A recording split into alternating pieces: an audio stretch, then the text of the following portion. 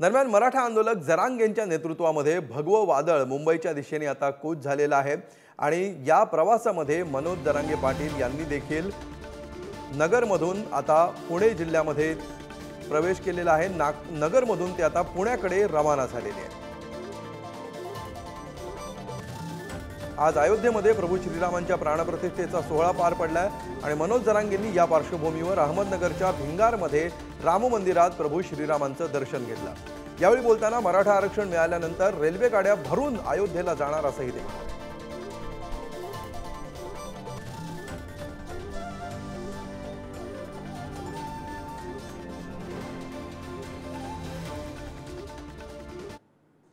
मागितले मराठा आरक्षण मिळावं म्हणून आज तुम्ही आता आरती झाली।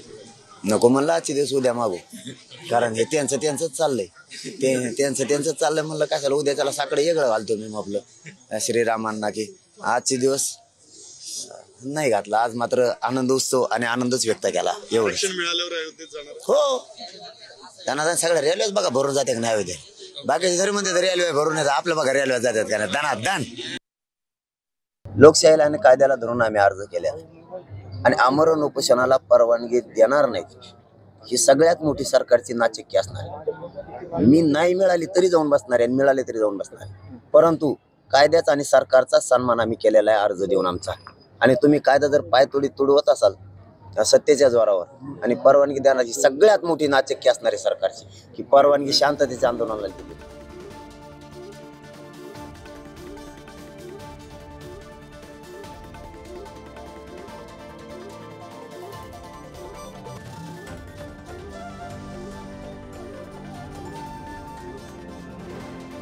तर याविषयी आपण अधिक माहिती घेऊया। आमचे प्रतिनिधी विक्रांत शिंदे सध्या आपल्या सोबत आहेत।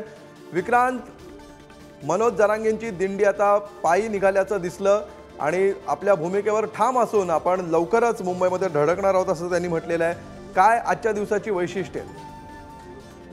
अमोल, खरं तर आजचा त्यांच्या पायी दिंडीचा हा तिसरा दिवस आहे। खरं तर ते अगदी पहिल्या दिवसापासून म्हणजे जेव्हा त्यांनी पायी दिंडी जी आहे ती जाहीर केली तेव्हापासून त्यांनी हेच सांगितलं होतं की 20 तारखेला एकदा अंतरवालीमधून निघालो की मुंबईला जाणारच, मग कोणताही पर्याय जो आहे तो नसेल, त्यामुळे मुंबईला जाणारच यावर ते आजही ठाम असल्याचं आपण पाहतोय। खरं तर आजची वैशिष्ट्य सांगायची झाली तर काल मनोज जरांगे पाटील यांची 12 बाबळे इथे सभा झाली आणि त्यानंतर त्यांचा मुक्काम तिथंच होता। सभेचं जे मैदान होतं त्या मैदानाच्या शेजारीच मदरसा होता आणि त्या मदरशामध्ये मनोज जरांगे पाटील यांची मुक्कामाची व्यवस्था करण्यात आली होती। त्या मदरशावर मग आपण भगवे झेंडे सुद्धा फडकलेले पाहिले आणि त्यानंतर आज सकाळी त्याविषयी बोलताना मनोज जरांगे पाटील यांनी म्हटलं की मुस्लिम आणि मराठा हे ऐक्य जे आहे ते महत्वाचं आहे ते आणि ते आता आज आपल्याला पाहायला मिळतंय। सोबतच भविष्यात ते मुस्लिम आरक्षण आणि धनगर आरक्षण यासाठी सुद्धा काम करणार असल्याचं मनोज जरांगे पाटील यांनी स्पष्ट केलेलं आहे। त्यानंतर मग आज राम जन्मभूमी म्हणजे अयोध्या इथे प्रभू श्रीराम यांचं जे मंदिराचं प्राणप्रतिष्ठा सोहळा होता त्या पार्श्वभूमीवर जवळच जे रामाचं मंदिर होतं त्या रामाच्या मंदिरामध्ये मनोज जरांगे पाटील गेले, त्यांनी दर्शन घेतलं। त्यानंतर त्यांना समजलं की अर्ध्या तासात आरती होणार आहे म्हणून मग ते अर्धा तास मंदिरातच थांबले। त्यानंतर त्यांनी आरती केली आणि त्यानंतर मग पुढे निघाले।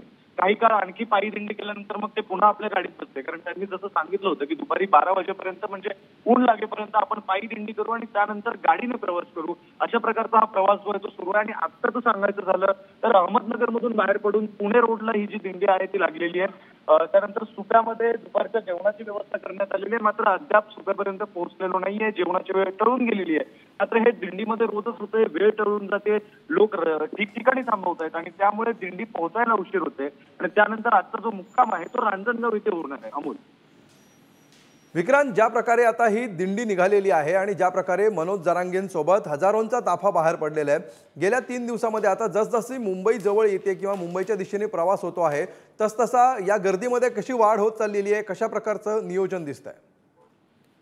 अमोल, खरी तर ज्या दिवशी 20 तारखेला अंतरवालीमधून ज्यावेळी दिंडीला सुरुवात झाली तेव्हा अगदी उपोषणाच्या ठिकाणी साधारण काही हजार लोक होते। त्यानंतर ती दिंडी जशी बाहेर आली, हायवेला लागली, सोलापूर धुळे हायवेला जेव्हा ती दिंडी आली तेव्हा आणखी लोक सामील झाले आणि जसजशी प्रत्येक गावाच्या वेशीवरून ही दिंडी पुढे सरकते तसतसं त्या गावातले जे मराठा आंदोलक आहेत ते त्या वेशीवर थांबलेले आहेत, मनोज जरांगे पाटील यांची वाट बघतायत आणि जरांगे पाटील यांची दिंडी त्या वेशीवर पोहोचली की त्यांच्यासोबत मग हे जे मराठा आंदोलक आहेत ते पुन्हा सामील होत आहेत।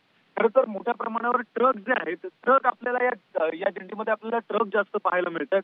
त्याचं कारण असं की ट्रकमध्ये सामान जास्त बसतंय, माणसं सुद्धा जास्त राहू शकतात आणि ट्रकवर एक ताडपत्री असली की मग पावसाचं उन्हाचं कशाचीच काळजी करण्याचं कारण निश्चितपणे नाही. म्हणजे विक्रांत ज्या प्रकारे आता हा मोर्चा समोर येतो आहे, पुढे चाललेला आहे, त्याच्यावरून त्यांना मिळणारा प्रतिसाद दिसतोय. तुम्ही काही वेळापूर्वीच मनोज जरांगे यांच्याशी बातचीत केलेली होती, ती आता आपण प्रेक्षकांना दाखवूया. पायी दिंडी जी आहे मुंबईकडे निघालेली आहे. आजचा तिसरा दिवस आहे.